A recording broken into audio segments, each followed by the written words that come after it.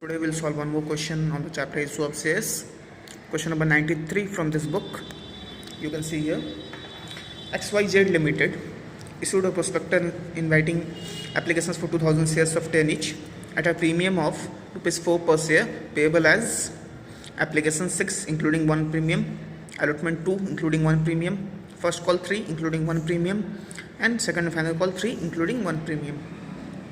So ₹4 premium is divided in between all the 4 installments as ₹1 each.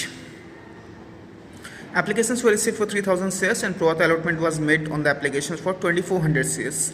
That means 600 shares were directly rejected. And after rejecting 600 shares out of 3000, 2400 is left and 2400 shares have been issued on a pro rata basis. Next, it was decided to utilize excess application money towards amount due on allotment. The excess application money was to be utilized on allotment. X, to whom 40 shares were allotted, failed to pay the allotment money, and on his subsequent failure to pay the first call, his shares were forfeited. There is a person X to whom 40 shares were allotted. X, whom 40 shares were allotted. So out of 2400, those are applying 2400 shares. 2000 shares have been issued to them. So on the applications of 2400 shares, 2000 shares are being allotted. So X, to whom 40 shares is allotted, so the number of shares applied by him is to be calculated, and after you calculate you will get it 48, because I know it is quite easy to calculate. So X, to whom 40 shares are allotted, have applied for 48 shares, going by the ratio of 2400 to 2000. Next, Y, who had applied for 72 shares. Now Y has applied for 72 shares, so the number of shares allotted to Y would be 60. Had failed to pay the 2 calls, and on his such failure his shares were also forfeited. X failed to pay allotment and first call, his shares were forfeited. Y failed to pay both the calls and his shares were also forfeited. Now of the forfeited shares, 80 shares were sold to Z, credited as fully paid up for ₹9 per share. 9 per share fully paid up. All the shares, 80 shares were reissued to Z, and out of 80 shares, whole of Y shares be included. Y shares were 60. He has applied for 72 shares, but the allotted number of shares is 60. All of Y shares are included in the 80 shares that are reissued. So the rest 20 shares are of X. So this is the question that we have seen. Now let us move on to the solution. The first entry is quite simple. Bank account debit to share application account 3000 into 6, 18,000, 18,000, you can see here. The next entry, share application account debit 18,000 to share capital, to share allotment, to bank account, to security premium. In share capital we can only transfer 2000 shares because we actually have only 2000 shares into 5, and 2000 into 1 in premium. In allotment, since 2400 shares have been issued 2000 shares, so 400 shares are excess, so 400 into 6 in allotment. In bank, 600 shares are rejected, so 600 into 6, 3600 in bank. In this way, we can make the entry for application. Next, allotment, share allotment account debit to share capital to security premium. Share allotment account debit 2000 into 4000 to premium, 2000 into 1, and to share capital 2000 into 1. This is the amount due on allotment. After this, we have the entry for amount received. The first entry, bank account debit, calls in arrears to share allotment. In share allotment, the amount due on allotment was 4000, but already received at the time of application for allotment was 2400. 400 into 6, 2400 have already been transferred to share allotment. So 4000 minus 2400 is 1600. So 1600 what is to be received in allotment, but out of 1600, as we have seen in the question, X, who has been allotted 40 shares, did not pay the allotment money. So we have to calculate the calls in arrears of X on 40 shares. Now since he had been allotted 40 shares and he had applied for 48 shares, on that basis we have to calculate the amount of calls in arrears of X. After calculation, I will show you the calculation also. After calculation, you get the calls in arrears as 32. Now 32 is the calls in arrears of X. 1600 minus 32 is 1568, that is received in bank. Next, In the first call, we'll have 2000 into 3 to share capital to security premium, 2 in share capital and 1 in security premium, 6000, 4000 and 2000. This is the amount due on first call. Same thing what we have done in allotment we'll do in the first call also. Bank account debit, call scenarios debit to share first call.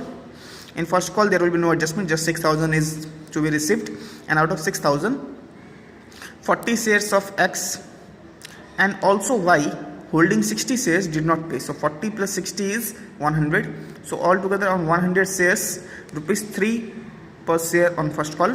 Rupees 3 per share we haven't received. So 100 into 3 is 300. That is to be received in call scenarios.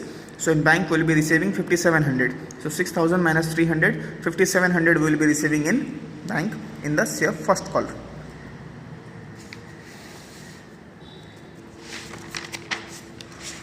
Next, after the first call, we need to forfeit the shares of X. X who was holding 40 shares, his shares will be forfeited.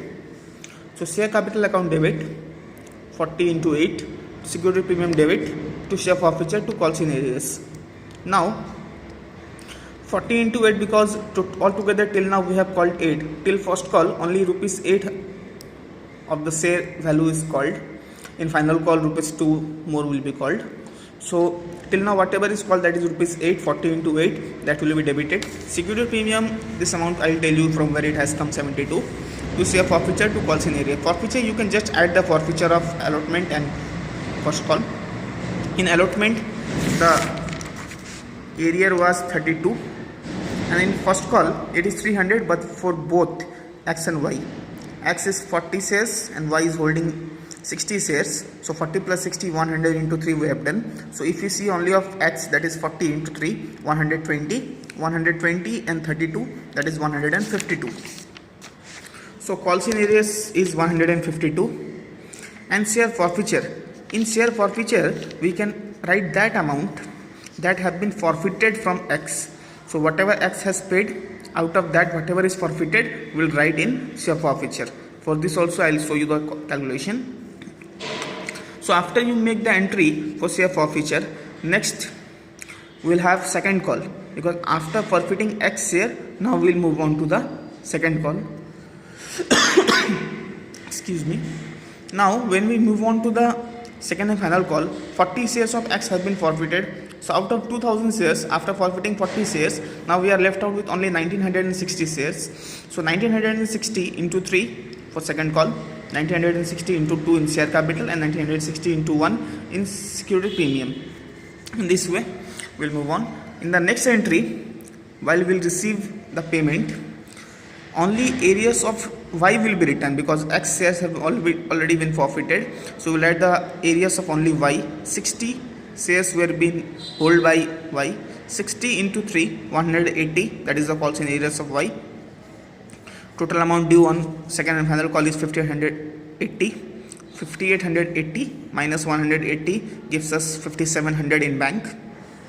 Next, when we forfeit the shares of Y also, 60 shares have been held by the Y.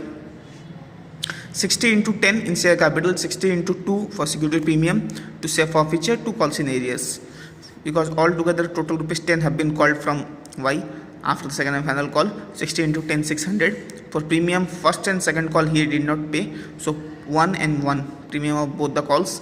2, 120 to share forfeiture what he has paid, and to calls in areas what he has not paid. Calls in areas is the calls in areas that was written in the first call and the final call. You can add that both and write, you will get 360. And share forfeiture, he paid the application and allotment. In application it was 5 per share, allotment was 1 per share, so 5 plus 1 6, 60 into 6, 360 in share forfeiture.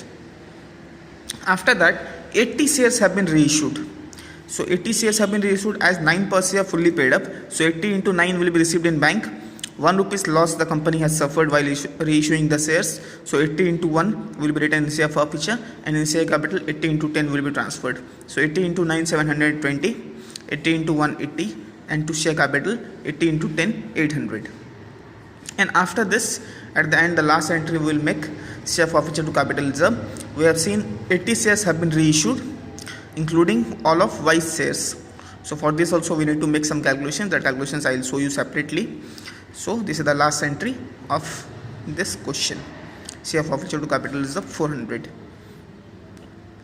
I'll put that calculation in a separate video. All the calculations will be put together. So after watching this video, if you have any queries regarding this question, you will send it to me personally, or you can contact me personally through call. After this, you will be getting few questions to solve. You will solve those questions and send me the solution personally. Till then, thank you very much and bye.